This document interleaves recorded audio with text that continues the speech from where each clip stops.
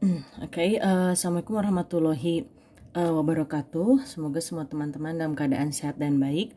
Untuk hari ini kita akan membahas materi pertemuan ke-5 dan 6. Untuk yang introducing yourself, seperti yang sudah kita bahas pada pertemuan pertama dan juga diulangi kembali pada pertemuan kedua.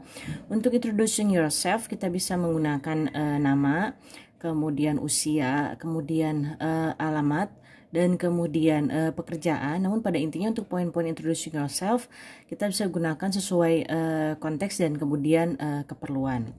Kemudian untuk menanyakan kabar, obviously kita bisa gunakan how are you. Kalau kita mau sangat formal, how do you do.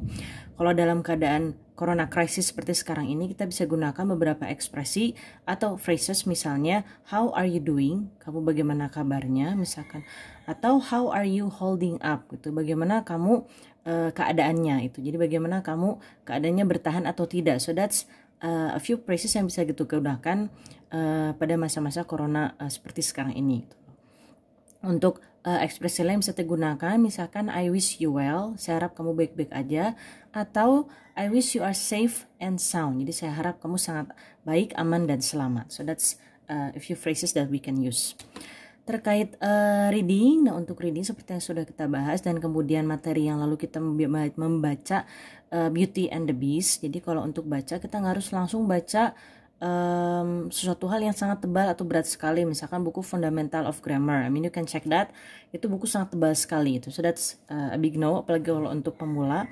Anda bisa cari topik atau materi apa yang Anda sukai. Say like something light, misalkan tentang artis, I don't know, about misalkan Cristiano Ronaldo, atau misalkan tentang Justin Bieber, or whichever or whatever you like.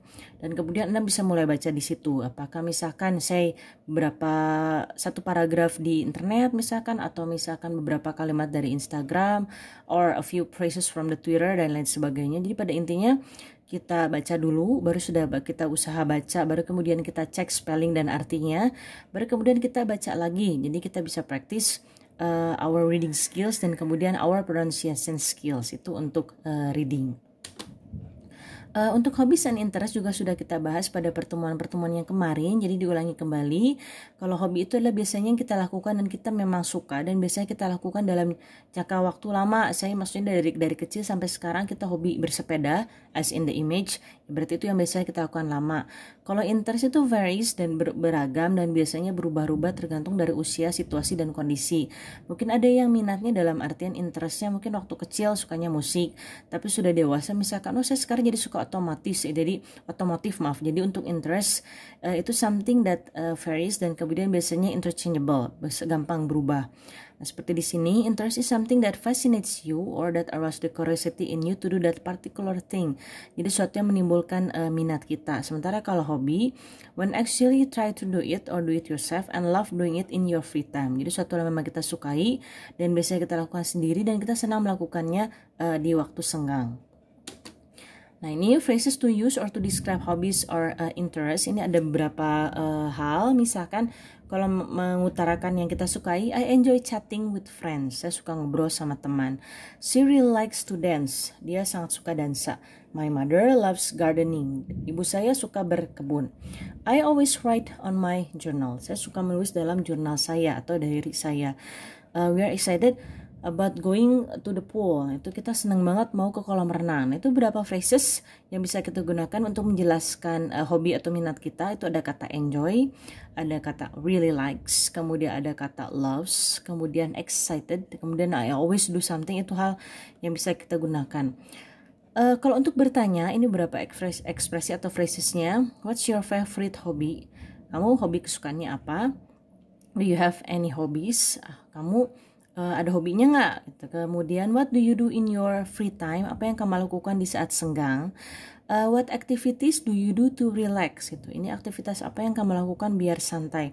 Well, even though most people pasti answernya sleeping gitu, tapi pasti ada hal yang mereka lakukan untuk bersantai selain tiduran atau rebahan gitu loh. Pertanyaan lain kalau kita mau lebih spesifik, do you like practicing sport, playing a musical instrument, dancing or singing? Kamu suka olahraga apa? Misalkan main musik apa atau main alat musik apa?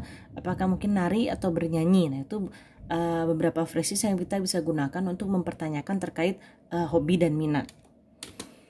Kemudian untuk yes dan no question, di sini yes no question merupakan sebuah pertanyaan yang hanya membutuhkan jawaban iya, which is yes, atau tidak, or no. Ini dikenal dengan closed question karena jawabannya hanya iya dan tidak, yes dan no. Jadi pada saat kita ingin spesifik pada suatu hal atau ingin konfirmasi lagi, kita gunakan yes no question. Jadi kalau kita ingin ngobrol dengan orang lain, kita hindari yes no question ini karena biasanya memang responnya sangat singkat, either yes atau no. So that's dalam artian kalau kita ingin lebih dalam artian punya obrolan lebih panjang, jadi avoid this yes no question. Tapi kalau kita ingin misalkan menggunakan dalam konfirmasi, kita bisa gunakan yes no question ini. Misalnya, is your father a teacher? Are you busy? Do you like English? Does she read a book? Did they learn English? Nah, itu beberapa contoh pertanyaan terkait yes no question. Jadi kan jawabannya hanya is your father a teacher? Misalkan yes he is. Are you busy? No, I am not, dan lain sebagainya. Jadi ini yes no question. Jadi untuk kayak misalkan wartawan itu sangat dihindari yes no question.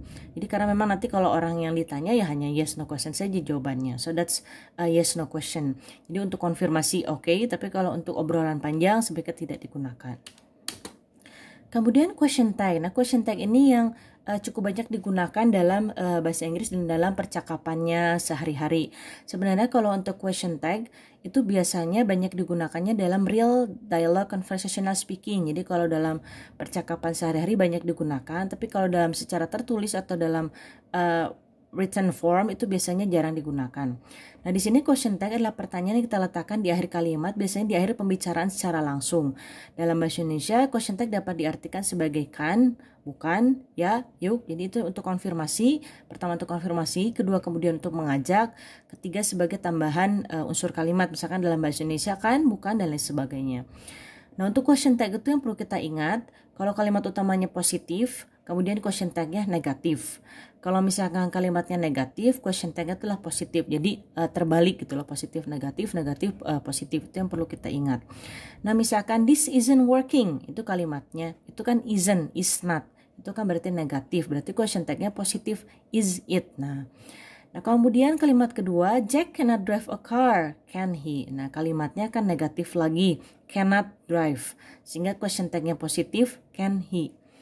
Kemudian you work in a bank, itu kan positif, berarti kalimat belakangnya question tag-nya negatif, don't you? Nah, jadi itu question tag. Jadi cukup perlu kita ingat itu adalah kebalikannya, positif negatif, kemudian negatif positif, itu terkait question tag.